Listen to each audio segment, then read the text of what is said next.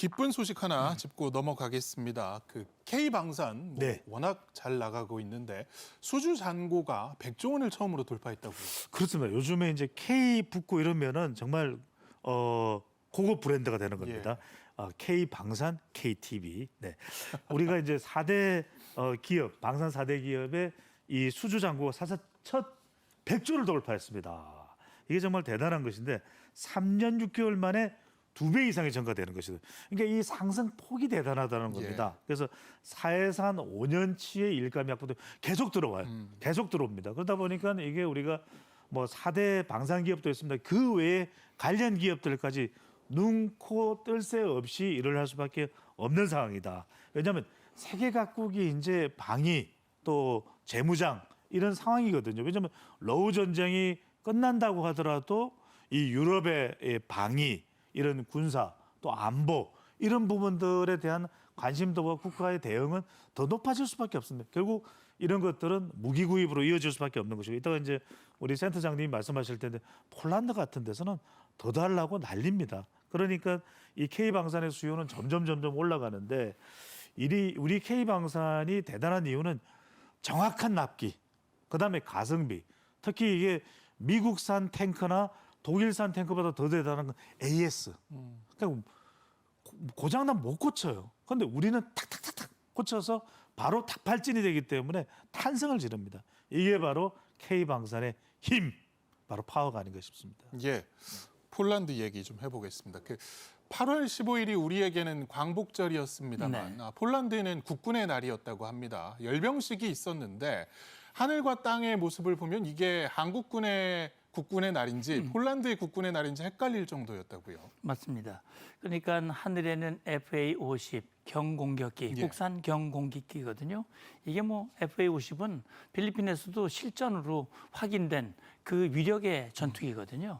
그리고 지상에는 흑표라고 하는 별명을 가지고 있는 K2, 뭐 최신의 전차죠.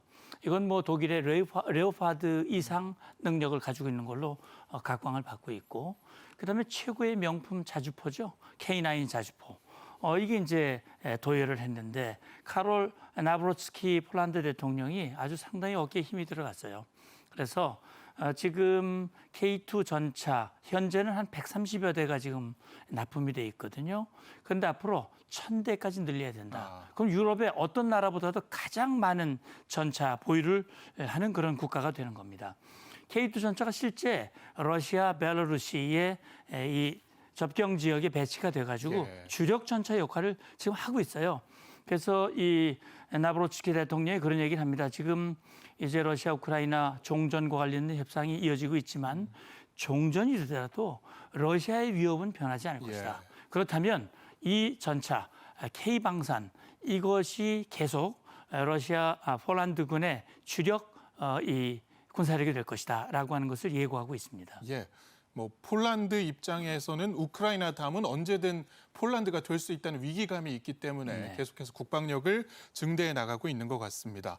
자, 최근에 그 우리나라를 방한했던 또럼 서기장, 베트남에도 우리 K9 전차의 K9 자주포의 수출 소식이 전해지기도 했었는데 최근에는 이 외교 현장에서 우리 무기를 사가겠다는 국가들이 뭐 유럽, 동남아, 중동 할 거 없이 모두 있거든요. 그러니까 그만큼 외교에서 이 K방산을 빼놓을 수 없는 상황이 돼버렸습니다. 그렇습니다. 그러니까 뭐 앞서 좋은 표현을 해주신 K자가 들어가는 K문화, 뭐 KTV 말씀하셨지만 이 K가 전 세계적으로 각광을 받는 그런데 메이드 인 코리아 한국산 무기가 이제는 뭐 가성비뿐만 아니라 정말 여러 가지 면에서 주목을 받고 있기 때문에 지금 더군다나 트럼프 대통령이 관세 폭탄을 내리면서 유럽, 나토에게 국방비 올려라. 자국 방위를 스스로 지켜라.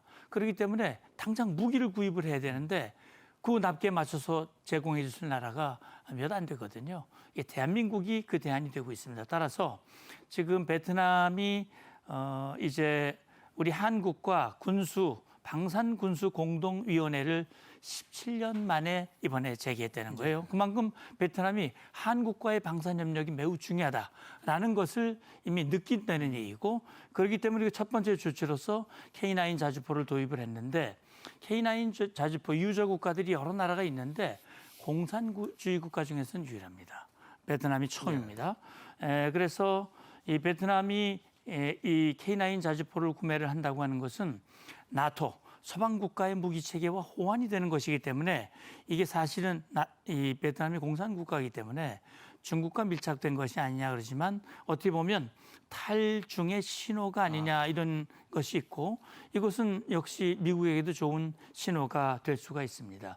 그리고 사우디 이건 뭐 정말 대단한 이 오일머니를 가지고 있는 국가인데 빈 살만 이 왕세자가 이재명 대통령하고 통화를 했다고 그래요. 그래서 한국과의 협력을 적극적으로 이 요청을 했다고 그러고 사실 제 기억으로는 빈 살만 왕세자가 한국을 방문했을 때 ADD를 방문했어요. ADD를 방문하고 정말 야 이런 ADD를 얼마를 주더라도 이걸 사갔으면 좋겠다 이런 얘기를 할 정도로 이 사우디가 큰 손인데 역시 한국 무기에 관심을 가지고 있기 때문에 이게 우리 외교 이 촉진에도 힘이 되는 것이고 특히 이제 한미 동맹 이 마스카 플랜 미국의 조선 미국의 함정 이런 것들도 한미 동맹을 강화하는 중요한 지렛대와 전략 카드로 지금 활용이 되고 있는 겁니다.